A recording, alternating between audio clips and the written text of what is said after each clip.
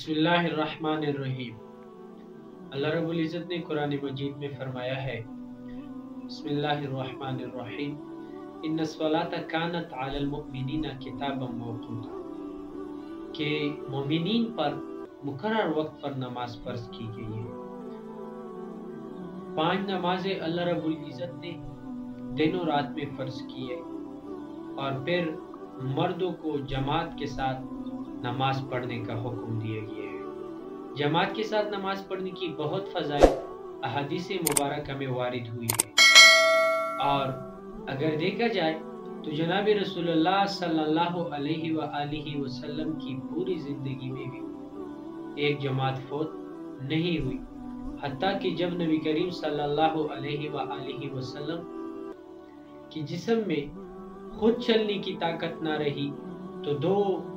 आदमियों के सहारे मस्जिद में गए और बाजमात नमाज में शरीक हो गए। और जनाब रसूलुल्लाह सल्लल्लाहु अलैहि वसल्लम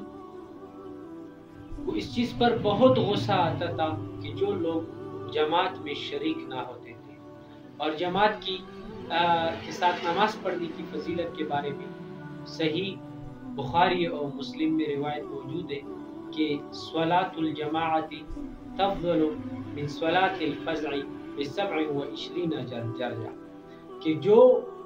लोग अकेले नमाज पढ़ते हैं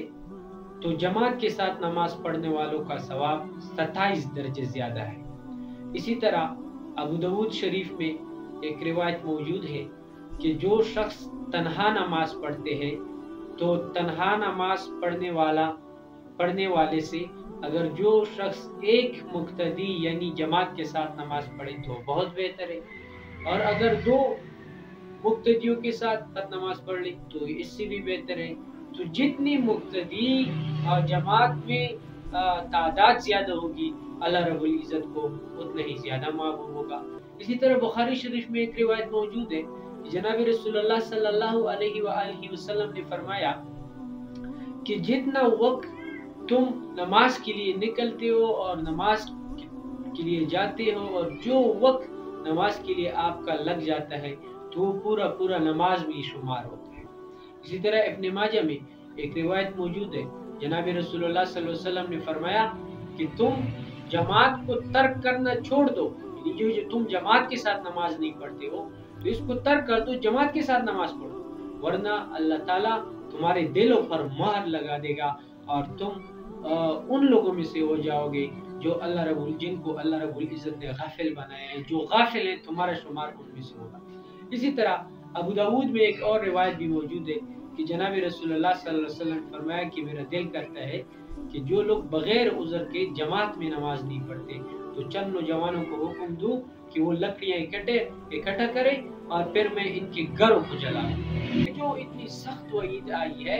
ये उन लोगों पर नहीं आई कि जो नमाज नहीं पढ़ते, बल्कि उन लोगों पर आई है, वारिद हुई है कि जो नमाज तो पढ़ते हैं लेकिन जमात के साथ नहीं पढ़ते। अब जो लोग नमाज नहीं पढ़ते तो फिर उनका क्या हश्र होगा। हालांकि अगर हम देखें तो अहयाउल उलूम में लिखा है कि मकबल जो सलफ थे उनका ये मामूल था कि जब उनसे जमात छूट जाती तो वो इतने यानी दीनी मुसीबत में मुब्तला होते और इतनी तकलीफ होती उनको कि वो 7 दिन तक शोक मनाया करते कि हमसे भी जमात छूट गई, और अगर उनसे तकबीर औला फौत होता तो फिर वो 3 दिन तक शोक मनाते थे। और एक आजकल हम है कि हमें ना जमात की फिक्र होती है और ना नमाज की फिक्र होती है, तो हमें चाहिए कि अल्लाह रब्बुल इज़्ज़त हमें तौफीक दे कि हम जमात के साथ नमाज पढ़ें। व आखिर दावाना